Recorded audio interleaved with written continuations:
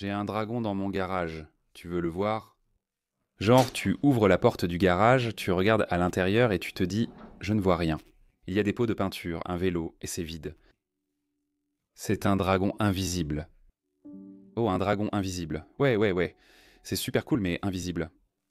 Eh bien, j'ai de la farine, alors étalons-en sur le sol et nous attraperons les empreintes du dragon invisible. C'est un dragon unique qui flotte à 30 cm du sol. D'accord, eh bien, j'ai du matériel de détection de chaleur infrarouge pour ma caméra, alors nous allons mesurer ce dragon. Tu vois, c'est un dragon à sang froid. Il ne dégage aucune chaleur. Et le feu du dragon? On peut sûrement le mesurer. Non, c'est un feu de charbon. Donc, à un moment donné, la question est, quelle était la différence entre un dragon invisible, flottant, froid, sans chaleur, incorporel et l'absence totale de dragon? Aucune. Maintenant, vous pourriez dire « Oh, mais j'ai prié le dragon et ma migraine a disparu quelques heures plus tard. » D'accord, c'est intéressant. Peut-on tester avec 50 migraineux, 50 personnes ayant des maux de tête classiques et 50 sans maux de tête? Tout le monde prie le dragon, et nous voyons s'il y a une différence mesurable.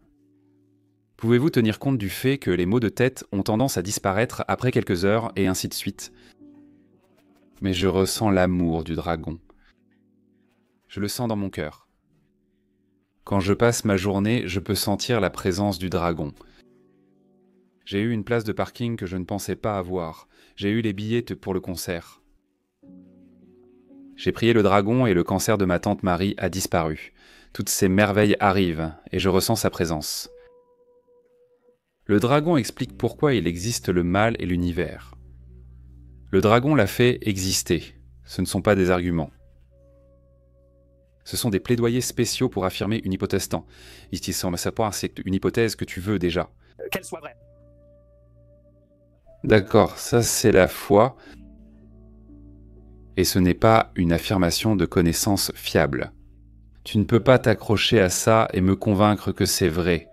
Tu peux le croire personnellement, c'est très bien, mais pour me convaincre, tu dois faire plus que ça.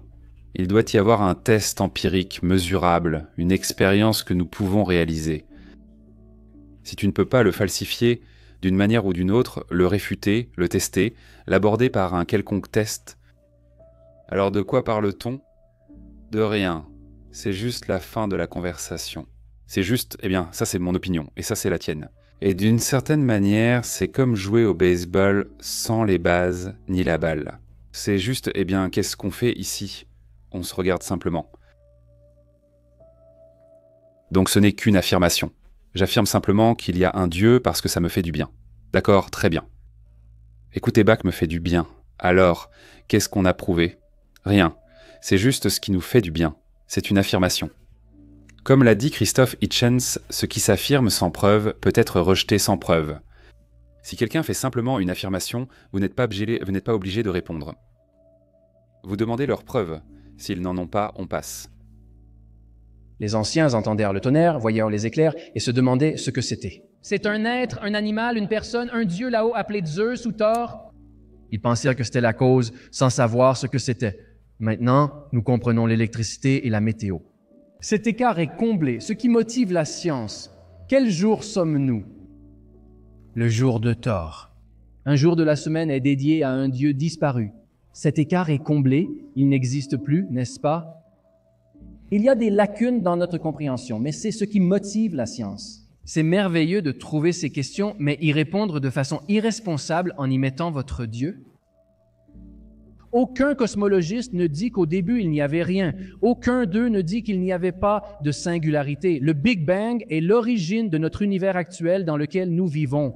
Vous dites que l'espace-temps a eu un commencement, mais ce n'est plus ce que disent les cosmologistes aujourd'hui. C'est dépassé, c'est de l'histoire ancienne en cosmologie. Même Lee Smolin a avancé plusieurs idées de multivers où les univers subissent aussi une sélection naturelle. C'est une hypothèse, une lacune, je l'admets, mais les scientifiques préfèrent la laisser ouverte plutôt que de la remplir par croyances religieuses. Le problème avec le fait de dire, eh bien, il doit y avoir une cause à l'univers qui n'a pas besoin de cause. Pourquoi ne pourrait-il pas y en avoir une et que donc c'est Dieu? C'est un argument ancien, mais pourquoi devrait-il forcément y avoir une sorte d'entité qui cause l'univers? Pourquoi cela ne serait-il pas une non-entité? Peut-être qu'un autre univers crée des univers. Le théiste répondrait que ces univers nécessitent un créateur extérieur à l'univers. Cela conduit à une régression infinie, sans issue. Au final, je pense que notre cerveau est trop limité pour résoudre ce type de problème. En tant que scientifique, dire que Dieu l'a fait n'apporte rien. Autant dire que Zeus l'a fait. Oh, c'est pas une réponse. Dès qu'on quitte le domaine du naturel et qu'on dit qu'une entité surnaturelle l'a fait, le surnaturel, ce n'est qu'un mot. Ce n'est qu'un substitut linguistique pour dire je ne sais pas, ou je ne peux pas l'expliquer, ou c'est un mystère non résolu. On dira que c'était surnaturel. Comme quand les cosmologistes et astronomes évoquent l'énergie et la matière noire. Ils ne disent pas ça comme une explication. Ce n'est pas une explication. Ce n'est pas du tout une réponse. C'est un terme linguistique indiquant qu'on ignore pourquoi les galaxies restent cohésives. Nous ne pouvons pas tout expliquer avec la matière visible. Il existe donc autre chose, nommée énergie noire. Le problème que j'ai avec le théisme, c'est que ce serait la réponse pour le théiste. C'est une énergie noire créée par Dieu ou autre chose. Ce n'est pas une réponse, juste une non-réponse. C'est un tue-l'amour, c'est un coupe-conversation. Si vous faites de la science, de la raison, de la logique et ainsi de suite, nous devons continuer à aller plus loin et plus en profondeur. Qu'est-ce qui a causé cela? Voilà donc le problème avec proposer une explication surnaturelle. Comment expliquer l'origine de l'univers? Dieu l'a fait. Ce n'est pas une réponse. Ça n'explique rien. Tu ne veux pas savoir comment elle a fait? Si c'est vrai que la complexité fonctionnelle nécessite un concepteur, alors l'esprit d'un Dieu nécessite aussi un concepteur. L'esprit d'un Dieu n'est-il pas magnifique, complexe, plein de désirs et de plans? Ne fonctionne-t-il pas? N'est-il pas ce grand être incroyable, ou est-il simplement une grosse masse informe de néant aléatoire, ou bien est-il un génie merveilleusement organisé, un être magnifique et sage là-haut? Cette complexité, selon l'argument du dessin, nécessiterait également un concepteur. Sinon, rejetez votre argument. Vous croyez uniquement par foi. L'argument du dessin est valable ou non. Vous ne pouvez donc pas invoquer un concepteur pour expliquer une complexité qui serait lui-même plus complexe que ce qu'il a conçu. C'est un raisonnement circulaire. C'est ce qu'on appelle une pétition de principe. Ce que vous faites, c'est simplement expliquer un mystère par un autre mystère. Parlez-nous de ce concepteur. Comment son cerveau fonctionne-t-il dans un monde immatériel? Comment prend-il des décisions et agit-il sans antécédent? Comment peut-il exister sans avoir été conçu, alors que tout ce qui fonctionne doit l'être? Cet argument est illogique.